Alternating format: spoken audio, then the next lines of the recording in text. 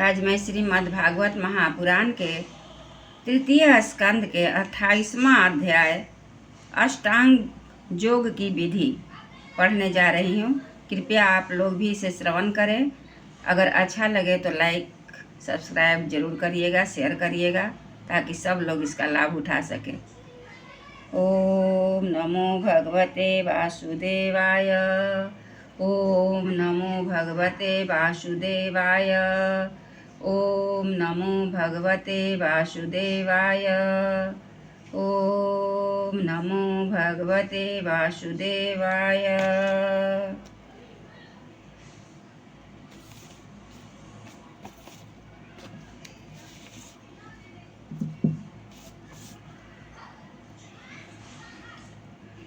कपिल भगवान कहते हैं, माता जी, अब मैं तुम्हें सबीज ध्येय स्वरूप के आलंबन से युक्त योग का लक्षण बताता हूँ, जिसके द्वारा चित्त रूप शुद्ध एवं प्रसन्न होकर परमात्मा के मार्ग में प्रवृत्त हो जाता है।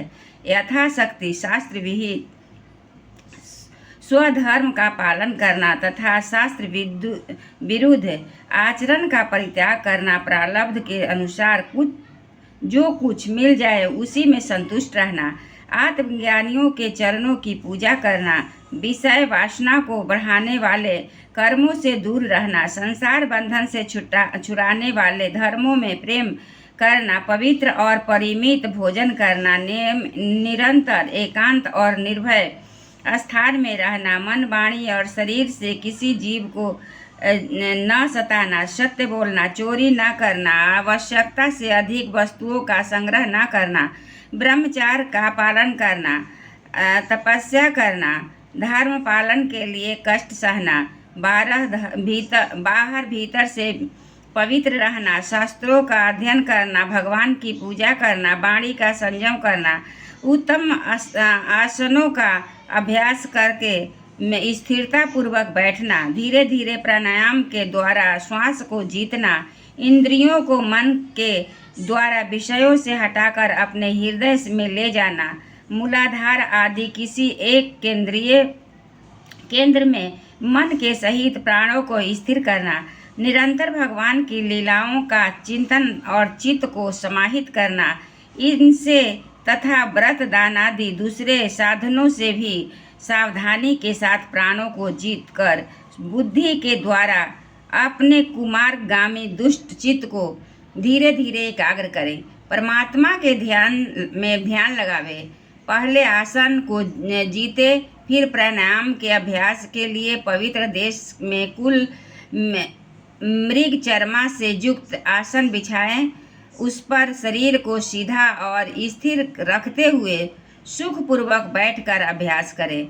आरंभ में पूरक, कुंभक और रेचक कर्म से अथवा उसके विपरीत रेचक, कुंभक और पूरक करके प्राण के मार्ग का शोधन करें। इससे चित्त स्थिर और निश्चल हो जाता है।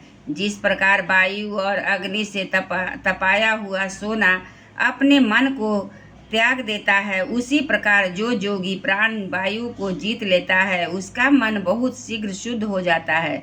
अतः योगी को उचित है कि प्राणायाम से वात पित्त आदि जनित दोषों को, धारणा से पापों की, प्रत्याहार से विषयों के संबंध को और ध्यान से भगवत विमुख करके रोग द्वेषादि दुर्गुणों को दूर करें।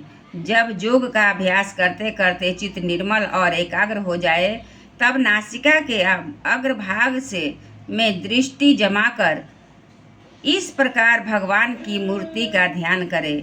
भगवान का मुख कमल आनंद से प्रफुल्ल है, नेत्र कमल कोश के समान रत्नारे हैं, शरीर नील कमल दल के समान श्याम है, हाथों में शंख चक्र और गदा धारण किए हैं, कमल की केसर के समान पीला रेशमी वस्त्र लहरा रहा है, वक्ष स्थल में श्री वत्स चिन्ह है और गले में कौस्तुभ मणि झिलमिला रही है।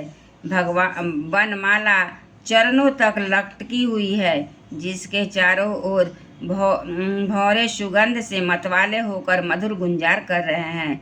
अंग प्रत्यंग में महामूल हार, कंकन, किरीट, भुजबंध और नूपुर आदि आभूषण विराजमान है। कमर में करधनी की लड़ियां उसकी शोभा बढ़ा रही है। भक्तों के हृदय कमल ही उसके आसन है। उनका दर्शनीय श्याम सुंदर स्वरूप अत्यंत शांत एवं मन और नयनों को आनंदित करने वाला है। उनकी अति सुंदर किशोर अवस्था वे भक्तों पर कृपा करने के लिए आतुर हो रहे हैं। बड़ी मनोहर झांकी है। भगवान सदा संपूर्ण लोकों से वंदित है। उनका पवित्र यश परम कीर्तनीय है और वे राजा बलि आदि परम यशस्वियों के भी यश को बढ़ाने वाले हैं। इस प्रकार श्री नारायण देव का संपूर्ण अंगों के सहित तब तक ध्यान करें जब तक चित्त वहाँ के से हटे नहीं। भगवान की लीलाएं बड़ी दर्शनीय हैं। अतः अपनी रुचि के अनुसार खड़े हुए, चलते हुए, बैठे हुए, पढ़े हुए और अंतर्यामी रूप में स्थित हुए उनके स्वरूप का विशुद्ध भाव युक्त चित्त से चिंतन करें। एक प्रकार जोगी जब यह अच्छी तरह देख ले कि भगवद्विग्रह में चित्त की स्थिति हो गई है, तब वह उनके समस्त अंगों में लगे हुए चित्त को विशेष रूप से एक एक अंग में लगावे।